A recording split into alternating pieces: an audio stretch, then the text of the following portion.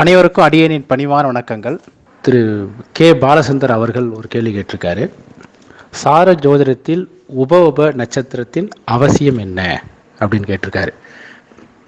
அதாவது சார ஜோதிடத்தில் ஒரு கிரகம் நின்ற நட்சத்திரம் சம்பவத்தின் முதல் பகுதி, உபநட்சத்திரம் சம்பவத்தின் 2வது பகுதி, உப நட்சத்திரம் சம்பவத்தின் 3வது பகுதி அப்படின்னு எடுத்துக்கலாம். இந்த உப நட்சத்திரம் என்பது சம்பவத்தின் இறுதி பகுதியை தெரிவிக்கும். அதாவது நட்சத்திரம் உபநட்சத்திரத்தை விட இந்த உப நட்சத்திரத்துக்கு பவர் கொஞ்சம் கம்மி தான் பொதுவாகவே. அதாவது உதாரணத்துக்கு சொல்கிறேன் பாருங்களேன். ஒரு ஜாதகத்தில் 6வது வீட்டு உபநட்சத்திரமாக இருக்கக்கூடிய கிரகம் நின்ற நட்சத்திரம் உபநட்சத்திரம் வழியாக 2, 10 தொடர்பு கொள்ளுதுன்னு வச்சுக்கோங்களேன். அது நின்ற உப நட்சத்திரம் மூலமாக 9 அப்படின்னு தொடர்பு கொண்டா என்ன ஆகுனா, அவருக்கு ஜாப்பில் வந்து நல்லாவே டெவலப் ஆவார். ஒரு 50 வயசுக்கு மேலே என்னன்னு பார்த்தீங்கன்னா அவரால் ஜாப்பில் வந்து சிறப்பாக செயல்பட முடியாது.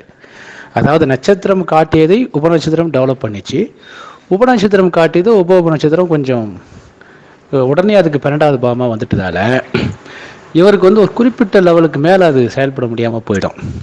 அதாவது உப நட்சத்திரம் என்பது உபநட்சத்திரம் காட்டிய பாவத்தை வலிமையாக செயல்படுத்துமா இல்லையா அப்படின்னு தெரிவிக்கக்கூடியது. அதாவது நட்சத்திரம் என்பது தசை அப்படின்னா உபநட்சத்திரம் என்பது புத்தின்னு எடுத்துக்கலாம், உப நட்சத்திரம் என்பது அந்தரம்னு எடுத்துக்கலாம். பொதுவாக இந்த உப நட்சத்திரங்கிறது கிரகத்துக்கு எங்கே முக்கியம்னு பார்த்தீங்கன்னா, அதாவது இந்த உப நட்சத்திரம் என்பது மெதுவாக செல்லக்கூடிய கிரகம். அதாவது ராகு, கேது, குரு, சனி இந்த கிரகங்களுக்கு உப நட்சத்திரம் என்பது கொஞ்சம் முக்கியம்தான். ஏன் அப்படின்னா இது வந்து உடனடியாக உப நட்சத்திரத்தை மாற்றாது. உப நட்சத்திரத்தை மாற்றாது. உதாரணத்துக்கு சனியோட சனி வந்து ஒரு கிரகத்தோட நட்சத்திரத்தில் தோராயமாக 1 வருஷம் இருக்குன்னு வச்சுக்கோங்களேன். ஒரு 10 மாதம் அந்த மாதிரி இருக்கும். உப நட்சத்திரத்தில் தோராயமாக 1 மாதம் அந்த மாதிரி இருக்கும், 1 மாதத்துக்கு மேலேயே இருக்கும். அப்போ உப நட்சத்திரம் தான் அங்கே டிசைடிங் ஃபேக்டர் மாதிரி ஆகிடுது. அதனால் மெதுவாக செல்லக்கூடிய கிரகங்கள் அதுக்கு வந்து உப நட்சத்திரம் கொஞ்சம் இம்பார்ட்டன்ஸ். வேகமாக செல்லக்கூடிய கிரகங்கள் சூரியன், சுக்கிரன், புதன் இதுக்கெல்லாம் வந்து உங்களுக்கு செவ்வாய் இதுக்கெல்லாம் வந்து பார்த்திங்கன்னா உப நட்சத்திரம் வந்து பெரிய அளவுக்கு பங்கேற்காது. ஏன்னா நட்சத்திரம் உப நட்சத்திரமே போதுமானது அப்படிங்கிற மாதிரி எடுத்துக்கலாம். அந்த வகையில் மெதுவாக செல்லக்கூடிய கிரகங்களுக்கு கிரக உப நட்சத்திரம் என்பது முக்கியம். அதேமாதிரி பாவ உப நட்சத்திரம் என்பது அதுவும் ஒரு கொடுப்பணி நிர்ணயம் செய்வதால் பாவ உப நட்சத்திரத்தை விட பாவ உப நட்சத்திரம் கொஞ்சம் வலிமை குறைவானது அப்படின்னு எடுத்துக்கலாம். அதனால் உப நட்சத்திரம் என்பது ஓரளவுக்கு முக்கியத்துவம் தான். இது வந்து ஆரம்ப நிலை அன்பர்களுக்கு பெரிய அளவுக்கு அதை புரிஞ்சிக்க முடியலன்னா விட்டுடலாம். ஒரு லெவலுக்கு மேலே ஒரு 5000 ஜாதகத்துக்கு மேலே பலன் சொல்லிட்ட பிறகு நம்ம வந்து நம்ம உப நட்சத்திரம் அப்படிங்கிறத எடுத்துக்கலாம்.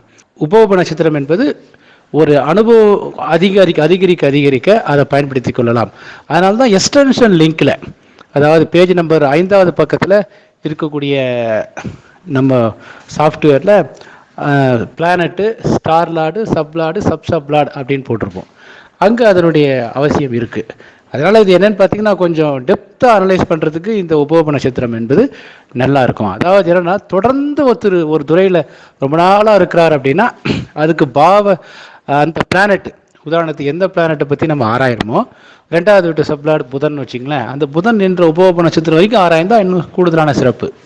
ஆனால் 2வது உப நட்சத்திரம் பாவத்தோட உப நட்சத்திரம் சனியாக இருக்கும்போது அந்த சனி நின்ற நட்சத்திரம் உப நட்சத்திரத்துக்கு எந்த அளவுக்கு முக்கியத்துவம் கொடுக்குறோமோ கிட்டத்தட்ட அதே அளவுக்கு அதே அளவுக்கு பங்கை சனி நின்ற உப நட்சத்திரத்துக்கு நம்ம கொடுக்கணும். இதே விரைந்து செல்லக்கூடிய கிரகமாக இருந்தால் பெரிய அளவுக்கு கொடுக்க வேண்டிய அவசியம் இல்லைங்கிறது என்னுடைய கருத்து.